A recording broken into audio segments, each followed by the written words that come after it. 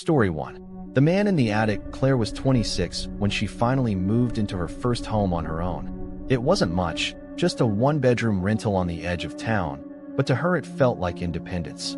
The house was old, built sometime in the 1950s, with creaky floorboards, narrow hallways, and a draft that whispered through the windows at night. But it was cheap, and it was hers. The first week passed uneventfully. She unpacked boxes, decorated the living room with fairy lights, and settled into her new teaching job at the local elementary school. Claire loved the quiet, the way the neighborhood slowed down at night, how the streetlights painted long shadows across the road. But slowly, the house began to feel less empty than it should have. It started with noises. Not the kind of random creaks you expect from an old house, but deliberate sounds, like faint footsteps above her ceiling when she lay in bed. At first, she laughed at herself. Old houses breathe, she told her friend over the phone. That's what people say, right? Her friend suggested raccoons or squirrels, maybe nesting in the attic. Claire wanted to believe that. But then the food began disappearing. A loaf of bread she swore she hadn't touched. A carton of milk drained halfway overnight. A container of pasta that she had been saving for lunch the next day, gone from the fridge. She tried to rationalize. Maybe she was being forgetful. Maybe she was just tired from work. But deep down, something itched at the back of her mind. Then came the window. One afternoon, she returned from school to find the window in her bedroom cracked open. She never opened that window. It stuck badly and took a real shove to move. Claire stood there staring at it, her groceries still in her hands, her heart hammering in her chest. She tried to calm herself. Maybe the landlord had come in for repairs. Maybe she had somehow opened it by mistake. But the explanation didn't sit right. That night, she lay in bed listening to the ceiling creak. It was too rhythmic, too heavy to be animals. It was footsteps, slow, deliberate footsteps. Claire pulled the blanket up to her chin, her breathing shallow, her eyes fixed on the ceiling as the sound moved above her bed and then stopped. Silence followed. But it was the kind of silence that screamed. The next morning, she decided she needed answers. She grabbed a flashlight and a broom, the only weapon she had, and pulled down the creaky ladder to the attic. The air smelled of dust and decay as she climbed up, her heart pounding in her throat. She swept the beam of her flashlight across the dark space, and what it revealed made her stomach drop. In the far corner, half hidden under the slant of the roof, was a nest. A dirty sleeping bag, piles of old clothes, and food wrappers scattered around. Half-eaten apples, empty water bottles, the remains of meals she hadn't finished. Someone had been living up there. Claire froze, her breath catching in her throat. The realization hit her all at once, every night. While she slept below, someone was above her, inches away, watching, listening. Her pulse roared in her ears, and her hands shook so violently she nearly dropped the flashlight. Then she heard it. Movement. A scuffling sound, low and close, coming from the shadows behind her. Slowly, she turned the flashlight. There he was. A man, thin, gaunt, with wild, matted hair and eyes that gleamed like an animal caught in headlights. His skin was pale, stretched over sharp bones, his clothes filthy. He stared at her with a grin that didn't belong on a human face, his teeth yellow and broken. For a moment, time stood still. Claire's entire body screamed at her to move. But fear pinned her in place. Then the man lunged. Claire shrieked and scrambled backward, nearly tripping over the ladder.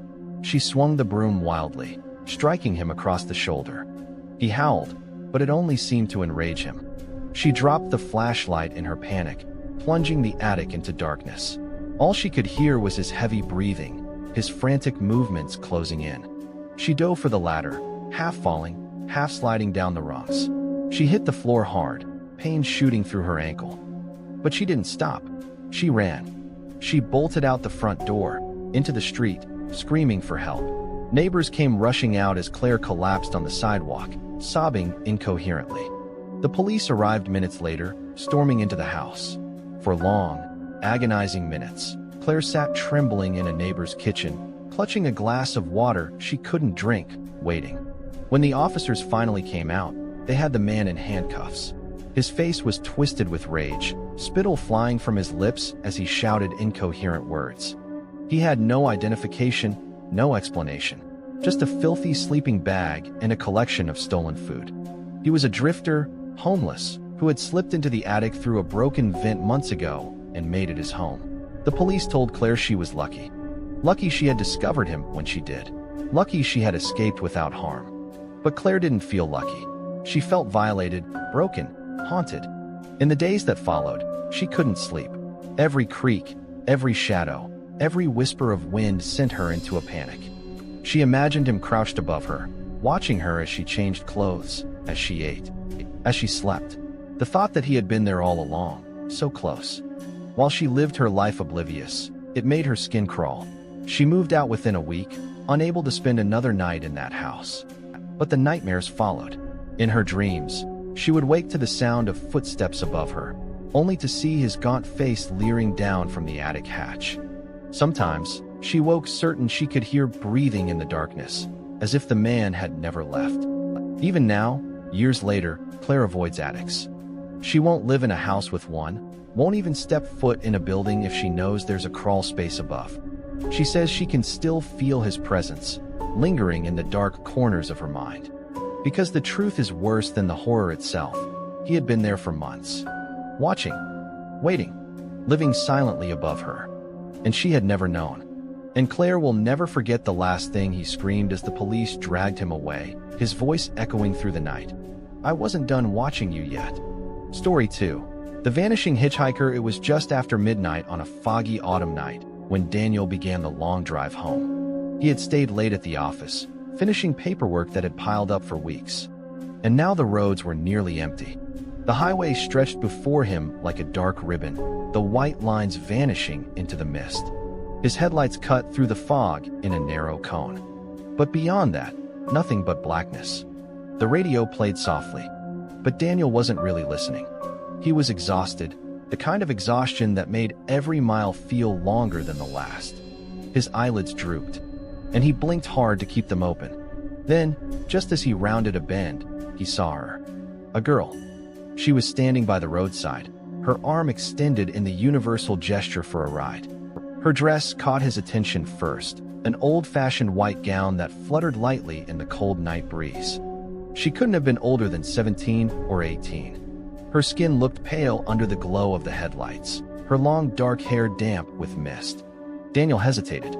He knew the warnings about picking up hitchhikers, especially at night. But something about the girl made his chest tighten. She looked so vulnerable, so out of place, standing alone in the dark. Against his better judgment, he slowed down and pulled over. The girl climbed into the passenger seat without a word. Her movements were stiff, mechanical, as though her body was cold to the bone. She sat with her hands folded in her lap, her head tilted down. And for a moment Daniel wondered if she would speak at all. "Where are you headed?" he asked, trying to sound casual.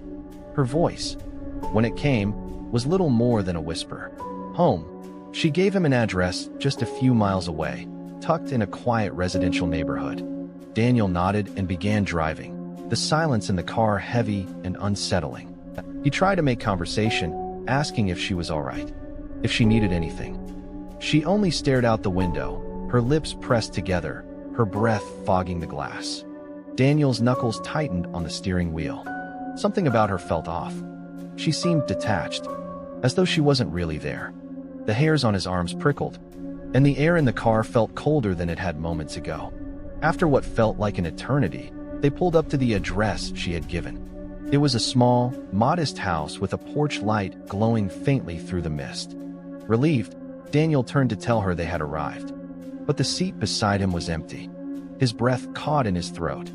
His eyes darted wildly around the car, back seat, passenger side, the floor, nothing. She was gone. She hadn't opened the door, hadn't made a sound. 1 second she was there, the next she wasn't. Daniel's skin crawled as dread pooled in his stomach. His mind scrambled for explanations. Had he imagined her? Was he so tired that he had hallucinated the whole thing? But no, the seatbelt on the passenger side was still buckled, swaying slightly as if someone had just unfastened it. Heart hammering, Daniel stepped out of the car. The night was silent except for the faint hum of distant traffic. He approached the house slowly, his shoes crunching on the gravel path. The porch light flickered as he raised a trembling hand, and knocked on the door. A moment later, the door opened. A weary-looking older woman stood in the frame, her face lined with age and sorrow. She peered at him suspiciously, clutching her cardigan tightly around her shoulders. "Can I help you?" she asked. Daniel swallowed hard. I think I just gave your daughter a ride. She told me this was her home, but she disappeared before I got here." The woman's expression shifted instantly. Her eyes widened, glistening with tears, and her hand flew to her mouth. She shook her head slowly, almost in disbelief. "You're not the first," she whispered. Her voice trembled. "That was my daughter, Anna. She died on that road 10 years ago, in a car accident. Every so often, she tries to come home." Daniel felt the blood drain from his face. He staggered back a step, the night suddenly colder, heavier, pressing in around him. The woman's eyes filled with tears as she continued. "She loved to dance. That's why she wore that dress the night she died. She never made it back." The porch light flickered again, casting long, distorted shadows across the ground. Daniel wanted to say something, anything, but his mouth had gone dry. He turned slowly, retreating toward his car as the woman's quiet sobs echoed into the mist. As he slid into the driver's seat, his hands trembled so badly he could barely turn the key. The engine roared to life, but the sound offered no comfort. His mind replayed the drive over and over, the pale face, the cold silence, the way her breath fogged the glass. She had been real. He knew she had. Daniel drove away as fast as he could, the fog closing in behind him. He didn't look back. For weeks afterward, he couldn't shake the image of Anna from his mind. Her sad eyes, her quiet voice, the way she seemed to carry the weight of another world on her shoulders. Sometimes, late at night, he swore he could still see her in the passenger seat when he glanced into the rearview mirror, a pale reflection staring back at him. And Daniel never drove that stretch of road at night again, because he knew, deep down, that Anna was still out there, waiting for another kind stranger to take her home.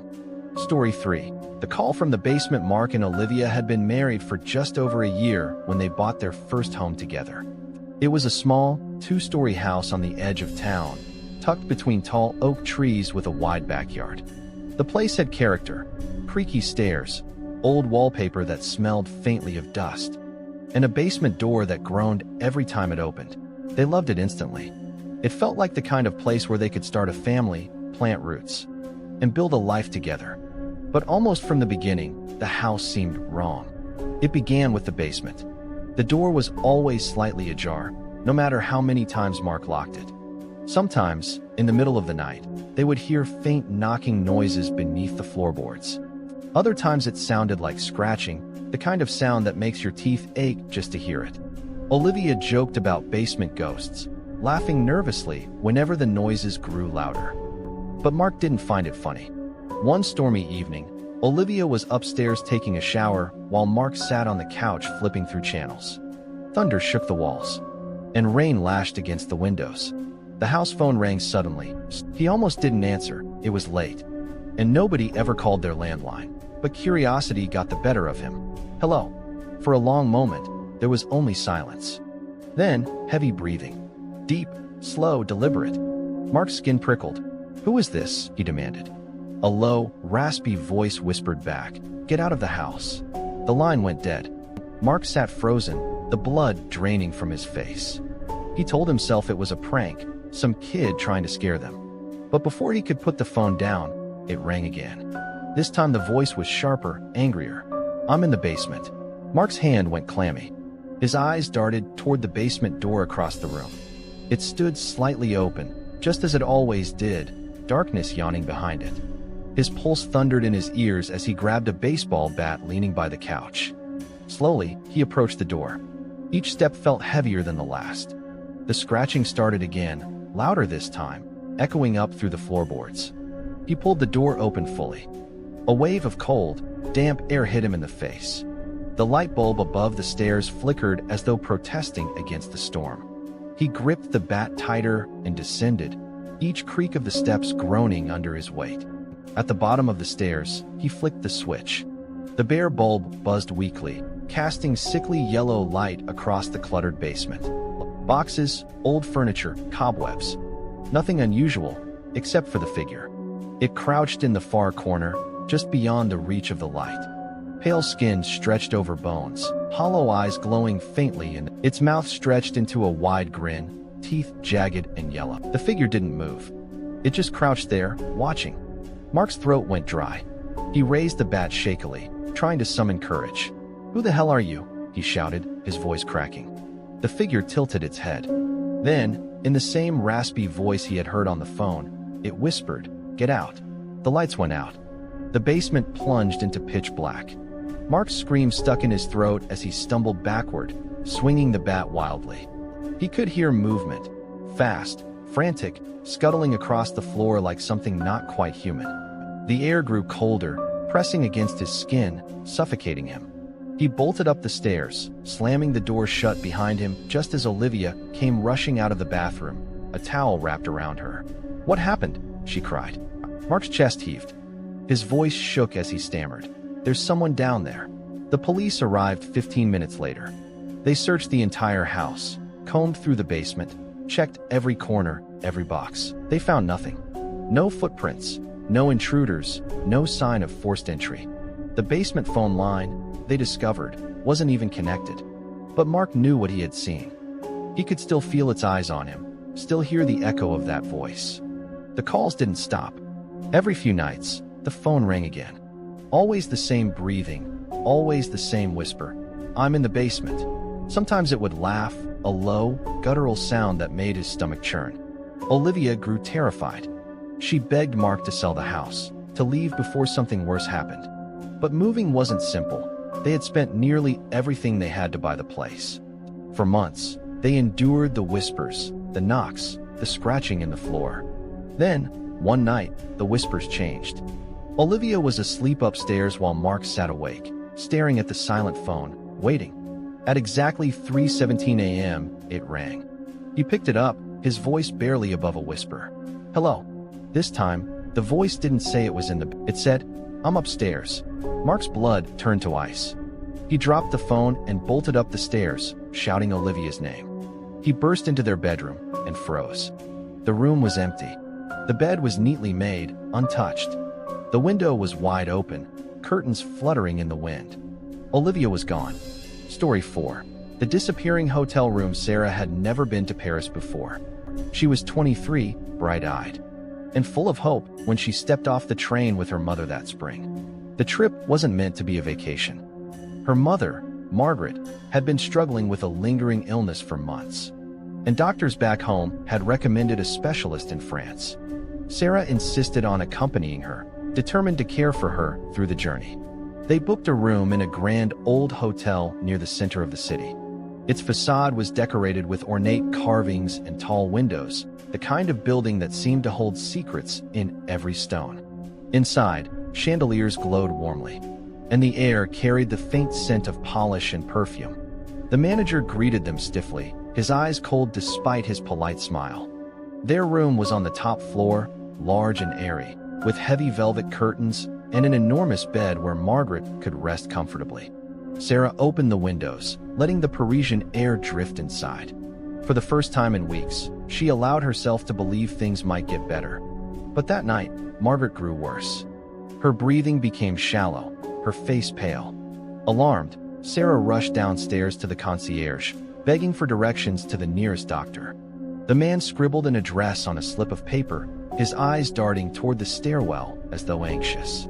Sarah hurried through the winding streets, her shoes clattering against the cobblestones as she searched for the clinic. The minutes felt like hours. When she finally returned with a physician, she raced up the grand staircase, her heart pounding with dread. But when they reached the floor where her room had been, Sarah stopped dead in her tracks. The hallway was different. The wallpaper pattern had changed, the numbers on the doors no longer matched. Where her room should have been, there was only a blank stretch of wall. She spun in confusion, certain she had miscounted the steps. But no matter where she looked, the room was gone. Panicked, Sarah demanded answers from the hotel staff. The manager furrowed his brow, shaking his head firmly. "Mademoiselle, you arrived here alone," he said. "There was no one with you." "That's impossible," Sarah cried. "My mother, she's upstairs. She was sick, she needs help." but the staff only exchanged uncomfortable glances. The concierge avoided her gaze. The housekeeper shrugged, insisting she had seen no other guest with Sarah. Even their luggage was gone. Every suitcase, every personal belonging, erased as if they had never been there. The doctor, confused and apologetic, suggested that stress might be clouding her memory. Sarah's protests grew frantic, her voice echoing through the lobby. The guests stared. The manager placed a hand on her shoulder and whispered, "You should rest, mademoiselle. You've had a long journey." Sarah tore away from him, her mind reeling. She searched every hallway, every staircase, every corner of the hotel, calling her mother's name until her throat went raw. But Margaret had vanished, swallowed by the building itself. The police dismissed her claims. They accused her of hysteria, suggesting she had imagined everything in the fog of exhaustion. Alone and terrified, Sarah boarded a train home days later, her mother never seen again. Years passed, but the memory never left her. She spent countless nights scouring records, questioning travelers, hunting for proof that she hadn't lost her mind. Then, one evening, she stumbled upon an old journal in a library archive. It belonged to a traveler who had stayed at the same hotel decades earlier. The words sent a chill through her bones. Guests who fall ill here are taken away. They erased the evidence. The hotel cannot be associated with disease. If someone disappears, they tell the story differently. They say you arrived alone. Sarah's hands trembled as she closed the book. Everything made sense now. The manager's evasive eyes, the missing luggage, the staff's insistence she had been alone. Her mother hadn't vanished. She had been taken. By then, the hotel had already changed ownership, its secrets buried under renovations. But whispers persisted among travelers. Stories of rooms that don't exist on the blueprints. Guests who checked in but never checked out. Hallways that seemed to shift overnight, erasing entire parts of the building. Sarah never found her mother's body, never found the truth in full. But she knew. And in her darkest hours, she sometimes dreamed of that room. Velvet curtains drawn, the bed neatly made, her mother lying still beneath the covers while the hotel swallowed her whole.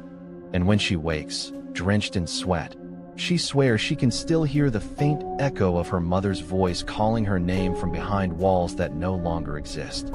Story 5. The last broadcast. It was a rainy night in November when Daniel first tuned into the late-night radio frequency. He had just finished his shift at a small-town gas station, driving home through empty streets with the static of the car radio filling the silence. Most stations were off-air at that hour. But as he turned the dial, a faint voice broke through the static. "If anyone is listening, you're not alone." Daniel frowned, leaning closer. The voice was trembling, almost pleading. He thought it was some kind of late-night talk show, maybe a college broadcast. Curious, he left it playing. The voice belonged to a man, though it was weak and tired. "They've been outside for hours," the man whispered. "I don't know how much longer I can stay quiet. If you can hear this, remember, lock your doors. Don't look at them directly. Don't." The broadcast cut into static. Then, after a long pause, a scream echoed faintly before the station. Daniel sat frozen, his hands tight on the steering wheel. He told himself it was a prank, some shock radio gimmick. But something about the raw fear in that voice gnawed at him. When he got home, he searched online for the frequency, but found nothing, no record of any station there. The next night, around the same time, he tried again. The static hummed, and then the voice returned. "They're closer now," the man whispered, breathing heavily. "I can hear them scratching at the walls. If anyone's listening, please don't ignore me. I can't be the only one." Daniel's chest tightened. The voice was the same, but weaker. But though the man hadn't slept in days. "What the hell is this?" Daniel muttered to himself. Night after night, the broadcast continued. The man never said his name, never gave a location. Just warnings. He spoke of figures outside his house, of shadows moving where they shouldn't. Sometimes Daniel heard faint tapping in the background, like fingernails against glass. Sometimes a low moan. And always, the man begged whoever was listening not to look outside when the scratching began. Daniel became obsessed. He stayed up every night just to hear the next broadcast. He tried recording it, but every time he played it back, all he got was static. He told his friends, but they laughed, saying he was overtired. Then one night, the voice was different. Calm. They're inside now, the man whispered. I've seen their faces. They're smiling. If you hear this, don't let them in. Promise me. Daniel's blood ran cold. The voice paused, then added, and if you're still listening, they know about you now. The broadcast ended. Daniel sat in stunned silence. Then, from outside his own window, he heard it, soft scratching against the glass. Slow. Patient. His breath caught in his throat. He told himself it was a tree branch, the wind, anything but what he feared. But deep down he knew. The next night, he didn't turn on the radio. He tried to sleep, headphones blasting music to drown out his thoughts. But around 2 a.m., his radio turned on by itself. The same frequency, the same static. And then the voice, only now, it wasn't weak. It was clear, steady, and horribly familiar. Daniel, it said. His name, spoken in that same trembling voice. He lunged across the room, ripping the plug from the wall. The radio went silent. For a moment, relief washed over him. Then, from outside his bedroom window, came the faintest whisper, his own name, repeated over and over. The next morning, Daniel's co-workers said he never showed up for his shift. When police entered his house, they found no signs of struggle. No broken locks, no forced entry. But on the bedside table sat his radio, turned to static. And faintly, beneath the hiss, a man's voice whispered, "If anyone is listening, you're not alone."